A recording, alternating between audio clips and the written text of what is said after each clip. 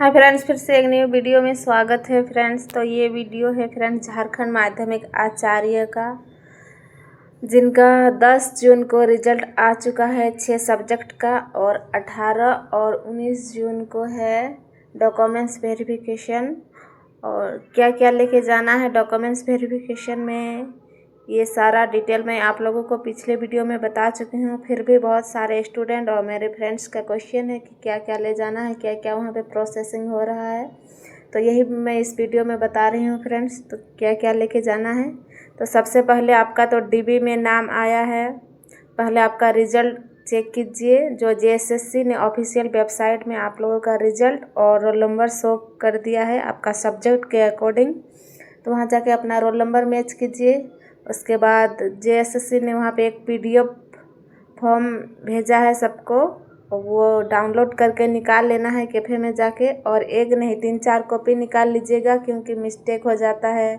आप एक बार पेंसिल से भर लीजिएगा, उसके बाद फिर पेन से भरिएगा अलग वाला में। उससे क्या होगा कि आप लोगों का मिस्टेक नहीं होगा और गलती नहीं होगा, क्योंकि जेएसएससी फिर वहाँ बोलेगी कि ओवर राइटिंग है, ये है। तो उससे अच्छा आप लोग अच्छे से साफ़ सुथरा करके भर के जाइएगा। और वो उसके बाद करंट का फ़ोटो मांगा गया है, तो आप लोग करंट का ही फ़ोटो दीजिएगा, या तो फिर जो आप एग्ज़ाम के टाइम फ़ोटो दिए थे वही फ़ोटो भी आप दे सकते हैं, उससे कोई दिक्कत नहीं हो रही है जेएसएससी ऑफिस में। और जेएसएससी बहुत अच्छे से डॉक्यूमेंट्स वेरिफिकेशन करवा रही है। कुछ भी अगर आपका डॉक्यूमेंट्स नहीं है, या तो फिर कुछ मिस्टेक है, या नाम में मिसमैच है, जैसे अपना नाम का स्पेलिंग में, मदर का नाम स्पेलिंग में, फादर का नाम स्पेलिंग में, या कुछ डेट ऑफ बर्थ में अगर कुछ मिस्टेक हुआ है, तो आप लोग सिविल कोर्ट में जाके एक एफिडेविट बना लीजिएगा। एफिडेविट का क्या प्रोसेसिंग है आप लोगों को पता ही है, तुरंत 1 घंटा में बन के, 1 घंटा क्या आधा घंटा में आप लोगों को एफिडेविट नोटरी वाला बना के दे देता है। तो आप लोगों को जो एफिडेविट अगर बनाना चाहते हैं, तो आप लोग नोटरी का बनाइएगा, तुरंत वो आधा घंटा में बना के दे देगा। और वो टाइपिंग होना चाहिए कि आप किस बेसिस पे बना रहे हैं, और रीज़न देना चाहिए प्रॉपर कि हम जेएसएससी में मेरा डॉक्यूमेंट्स वेरिफिकेशन है, ये रीज़न देना होगा आपको और बनाना होगा। तो देखिए वहाँ पे क्या क्या मांगा गया है। तो सबसे पहले आपका जो जनवरी में एग्ज़ाम हुआ था, और बहुत स्टूडेंट का री एग्ज़ाम हुआ है, तो दोनों का एडमिट कार्ड आपका, तो 3 एडमिट कार्ड हो जाएगा फ्रेंड्स, क्योंकि आपका जनवरी में फर्स्ट पेपर हुआ था, उसके बाद सेकंड पेपर हुआ जनवरी में ही। तो वो किसी किसी का री एग्ज़ाम हुआ 8 मई को, तो वो 3 एडमिट कार्ड आपका हो जाएगा। तो तीनों आप लोग लेके जाइएगा ओरिजिनली, जो आप एग्ज़ाम लिखने के लिए गए थे वो, क्योंकि वहाँ पे जो आपका एग्ज़ाम सेंटर है वहाँ पे साइन किया हुआ रहेगा, तो वो अच्छा रहेगा।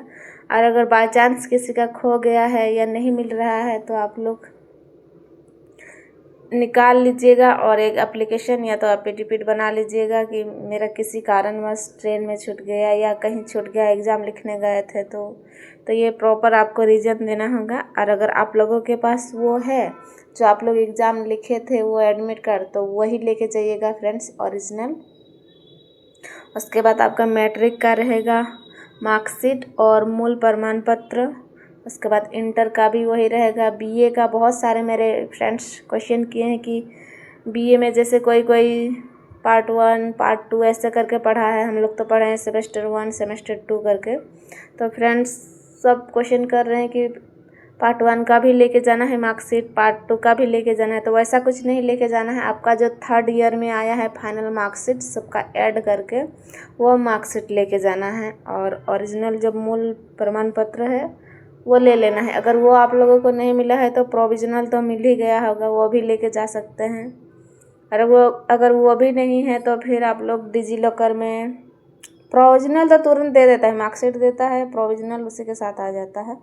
तो फिर आप लोग अगर जो नहीं निकाले हैं मेन डिग्री जो मूल प्रमाण पत्र होता है, तो डिजी लॉकर में भी मिल जाता है। और अगर डिजी लॉकर में आपका डाउनलोड हो रहा है मूल प्रमाण पत्र, तो ऑब्वियसली बात है कि यूनिवर्सिटी में या जहाँ आप पढ़े हैं कॉलेज संस्थान में वहाँ भी आ गया होगा।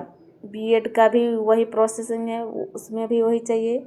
अगर जिनका हाल फिलहाल में पास हुए हैं तो उनका शायद नहीं बना होगा डिग्री सर्टिफिकेट, तो वो लोग प्रोविजनल भी दे सकते हैं, तो उससे काम चल जाएगा फ्रेंड्स। और उसके बाद आधार कार्ड सब लगेगा। उसके बाद अगर झारखंड से आप हैं तो आपका रेसिडेंट लगेगा, कास्ट लगेगा। तो बहुत सारे मेरे स्टूडेंट का क्वेश्चन है कि CO लेवल का चाहिए कि SDO लेवल का चाहिए। तो दोनों अगर आप जिस लेवल का बनाए हैं तो दोनों चलेगा फ्रेंड्स, SDO लेवल का भी और CA लेवल का भी।